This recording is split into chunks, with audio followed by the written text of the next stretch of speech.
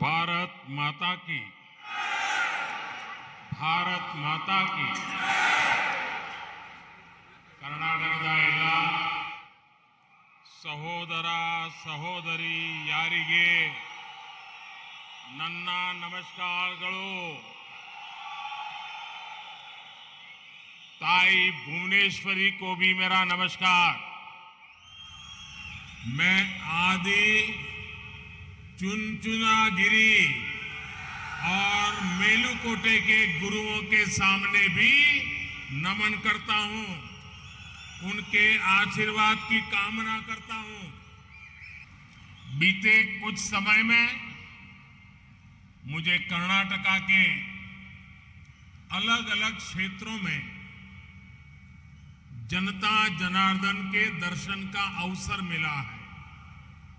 हर जगह कर्नाटका की जनता अभूतपूर्व आशीर्वाद दे रही है और मंड्या के लोगों के तो आशीर्वाद में भी मिठास होती है।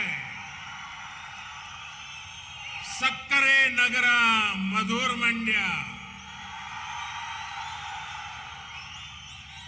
मंड्या के इस प्यार से, इस सत्कार से मैं अभिभूत हूं।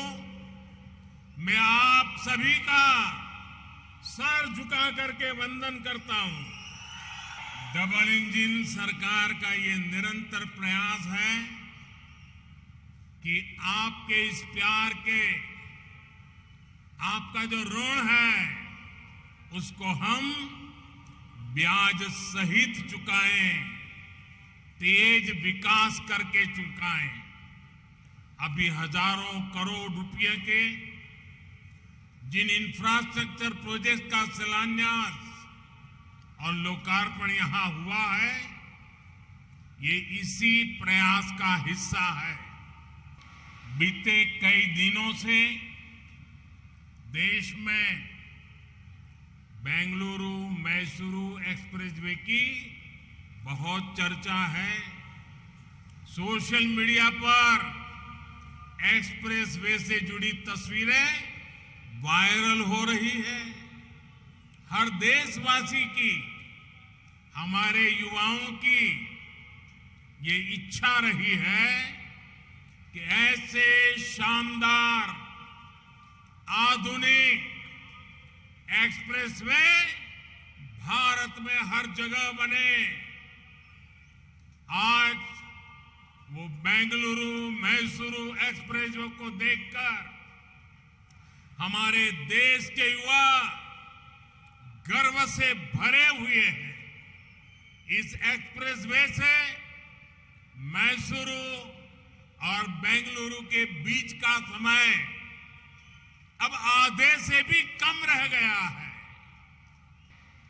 आज मैसूरू कुशलनगर 4 लेन का भी शिलान्यास हुआ है। ये सभी प्रोजेक्ट्स इस क्षेत्र में सबका विकास को और गति देंगे, समृद्धि के रास्ते खोलेंगे। आप सभी को कनेक्टिविटी के इन प्रोजेक्ट्स के लिए आप सबको बहुत बहुत बधाई। भारत में जब भी इंफ्रास्ट्रक्चर के विजन से जुड़ी चर्चा होती है, तब 2 महान विभूतियों का नाम हमेशा अग्रणी रहता है। कृष्णराजा वडियार और सर एम विश्वेश्वरैया, ये दोनों महापुरुष इसी धरती के संतान थे और उन्होंने पूरे देश को एक नई दृष्टि दी, ताकत दी। इन महान विभूतियों ने आपदा को अवसर में बदला, इंफ्रास्ट्रक्चर का महत्व समझा और ये आज की पीढ़ियों का सौभाग्य है। पूर्वजों की तपस्या का उन्हें आज लाभ मिल रहा है। ऐसे ही महान व्यक्तित्वों से प्रेरित होकर आज देश में आधुनिक इंफ्रास्ट्रक्चर पर काम हो रहा है। आज भारतमाला और सागरमाला योजना से कर्नाटका बदल रहा है, देश बदल रहा है। जब दुनिया कोरोना की मुश्किलों से जूझ रही थी, तब भी भारत ने इंफ्रास्ट्रक्चर के बजट को कई गुना बढ़ाया है। इस वर्ष के बजट में तो रिकॉर्ड 10 लाख करोड़ रुपए हमने इंफ्रास्ट्रक्चर के लिए रखे हैं। इंफ्रास्ट्रक्चर अपने साथ सिर्फ सुविधा नहीं लाता, बल्कि ये रोजगार लाता है, निवेश लाता है, कमाई के साधन लाता है। सिर्फ कर्नाटका में ही बीते वर्षों में 1 लाख करोड़ रुपए से अधिक हाईवे से जुड़े प्रोजेक्ट्स में हमने पूंजी निवेश किया है। बेंगलुरु और मैसूरू दोनों कर्नाटका के महत्वपूर्ण शहर हैं। एक शहर को टेक्नोलॉजी के लिए जाना जाता है, तो दूसरे को ट्रेडिशन के लिए। इन दोनों शहरों को आधुनिक कनेक्टिविटी से जोड़ना कई अलग अलग दृष्टिकोण से बहुत महत्वपूर्ण है। लंबे समय से दोनों शहरों के बीच यात्रा करने वाले लोग भारी ट्रैफिक की शिकायत करते थे, लेकिन अब एक्सप्रेसवे की वजह से ये दूरी सिर्फ 1.5 घंटे में पूरी की जा सकेगी। इससे इस पूरे क्षेत्र में आर्थिक विकास की रफ्तार बहुत तेज होने वाली है। ये एक्सप्रेसवे रामनगर और मंड्या से गुजर रहा है। यहां भी कई ऐतिहासिक धरोहर मौजूद है। इन शहरों में भी पर्यटन की संभावना बढ़ जाएगी।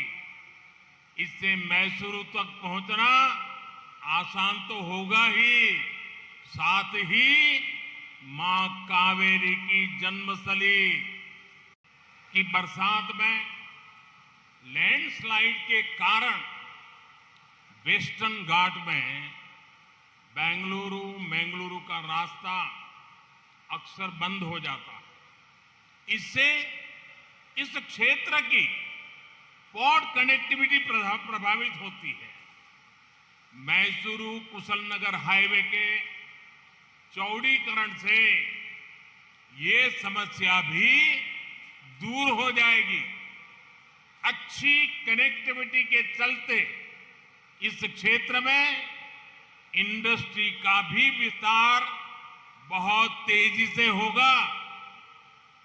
साल 2014 से पहले कांग्रेस की जो सरकार केंद्र में थी और मिलीजुली सरकार थी, भांति भांति लोगों के समर्थन से चल रही थी, उसने गरीब आदमी को, गरीब परिवारों को तबाह करने में कोई कसर बाकी नहीं छोड़ी थी। जो पैसा गरीब के विकास के लिए था, उसका हजारों करोड़ रुपए कांग्रेस की सरकार ने लूट लिया था। कांग्रेस को कभी गरीब के दुख दर्द से कोई फर्क नहीं पड़ा है। 2014 में जब आपने मुझे वोट देकर के सेवा का मौका दिया, तो देश में गरीब की सरकार बनी, गरीब का दुख दर्द समझने वाली संवेदनशील सरकार बनी। इसके बाद भाजपा की केंद्र सरकार ने पूरी ईमानदारी से गरीब की सेवा करने का प्रयास किया, गरीब के जीवन से मुश्किल कम करने का लगातार प्रयास किया। गरीब के पास पक्का घर हो, गरीब के घर में नल से जल आए, उज्ज्वला का गैस कनेक्शन हो, बिजली कनेक्शन हो, गांव तक सड़कें बने, अस्पताल बने, इलाज की चिंता कम हो, इसे भाजपा की सरकार ने सर्वोच्च प्राथमिकता दी है। बीते 9 वर्षों में भाजपा सरकार की योजनाओं से करोड़ों गरीबों का जीवन आसान हुआ है। कांग्रेस के समय में गरीब को सुविधाओं के लिए सरकार के पास चक्कर लगाने पड़ते थे। अब भाजपा की सरकार गरीब के पास जाकर उसे सुविधाएं दे रही है। जो लोग अब भी भाजपा सरकार की योजनाओं के लाभ से वंचित है, उन तक भी अभियान चला करके पहुंचा जा रहा है। भाजपा सरकार ने हमेशा समस्याओं के स्थायी समाधान को महत्व दिया।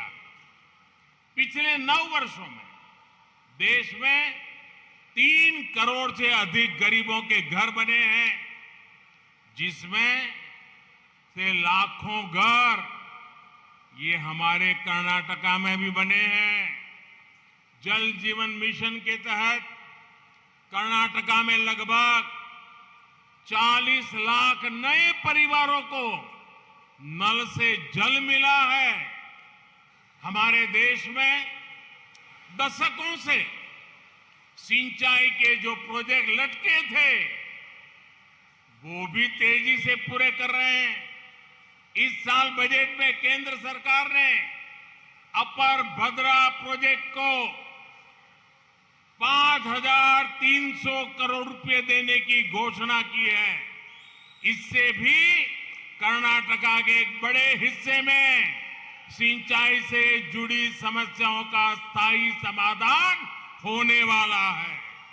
किसानों की छोटी छोटी समस्याओं को दूर करके भी भाजपा सरकार उनकी चिंता का स्थायी समाधान कर रही है। पीएम किसान सम्मान निधि के तहत कर्नाटका के किसानों के बैंक खातों में 12,000 करोड़ रुपए सीधे ट्रांसफर किए गए हैं। यहां मंड्या के भी 3.25 लाख किसानों के बैंक खातों में 600 करोड़ रुपए केंद्र की भाजपा सरकार ने भेजे हैं। वैसे मैं भाजपा की कर्नाटक की सरकार का एक और बात के लिए भी प्रशंसा करूंगा। पीएम किसान सम्मान निधि में केंद्र सरकार जो 6,000 रुपया भेजती है, कर्नाटका सरकार उसमें 4,000 रुपया और जोड़ देती है। यानी डबल इंजन सरकार में किसानों को डबल लाभ हो रहा है, उनकी समस्याओं का समाधान हो रहा है। कर्नाटका के सक्करे नगरा मधुर मंड्या के हमारे गन्ना किसानों को दशकों से एक और समस्या का सामना करना पड़ता था। गन्ने की पैदावार ज्यादा हो तो भी मुसीबत, गन्ना कम पैदा हो तो भी मुसीबत। इस वजह से चीनी मिलों पर गन्ना किसानों का बकाया सालों साल चलता रहता था। इस समस्या का कोई न कोई समाधान करना तो जरूरी था। किसानों के हित को प्राथमिकता देने वाली भाजपा सरकार ने एक रास्ता चुना इथेनॉल का। हमने तय किया कि गन्ने से बनने वाले इथेनॉल का उत्पादन बढ़ाएंगे, यानी गन्ने की ज्यादा पैदावार होने पर उससे इथेनॉल बनाया जाएगा। इथेनॉल से किसान की आय सुनिश्चित की जाएगी। पिछले वर्ष ही देश की चीनी मिलों ने 20,000 करोड़ रुपए का इथेनॉल तेल कंपनियों को बेचा। इससे गन्ना किसानों को समय पर भुगतान करने में मदद मिली है। 13-14 के बाद से लेकर पिछले सीजन तक 17,000 करोड़ रुपए का इथेनॉल चीनी मिलों से खरीदा गया है। ये पैसा गन्ना किसानों तक पहुंचा है। इस वर्ष के केंद्र सरकार के बजट में भी किसानों के लिए, विशेष रूप से गन्ना किसानों के लिए अनेक प्रावधान किए गए हैं। शुगर कोऑपरेटिव्स के लिए 10,000 करोड़ रुपए की मदद हो, टैक्स में छूट हो, इससे गन्ना किसानों को लाभ होगा। हमारा देश अवसरों की धरती है। दुनिया भर के लोग भारत में अपनी संभावनाएं तलाश रहे हैं। 2022 में भारत में रिकॉर्ड विदेशी निवेश आया। इसका सबसे बड़ा लाभ ये हमारे कर्नाटका को हुआ। कोरोना काल के बावजूद कर्नाटका में लगभग 4 लाख करोड़ रुपए का निवेश हुआ है। ये डबल इंजन सरकार की मेहनत दिखाता है। कर्नाटका में आईटी के अलावा बायोटेक्नोलॉजी से लेकर डिफेंस मैन्युफैक्चरिंग तक हर सेक्टर का विस्तार हो रहा है। डिफेंस, एरोस्पेस और स्पेस सेक्टर में अभूतपूर्व निवेश हो रहा है। अब कर्नाटका इलेक्ट्रिक व्हीकल मैन्युफैक्चरिंग में भी तेजी से आगे बढ़ रहा है। डबल इंजन सरकार के इन प्रयासों के बीच कांग्रेस और उनके साथी क्या कर रहे हैं? कांग्रेस ने तो एक काम लिया है सर पे। कांग्रेस मोदी की कब्र खोदने का सपना देख रही है। कांग्रेस मोदी की कब्र खोदने में बिजी है और मोदी बेंगलुरु मैसूरू एक्सप्रेस वे बनाने में बिजी है। कांग्रेस मोदी की कब्र खोदने में व्यस्त है और मोदी गरीब का जीवन आसान बनाने में व्यस्त है।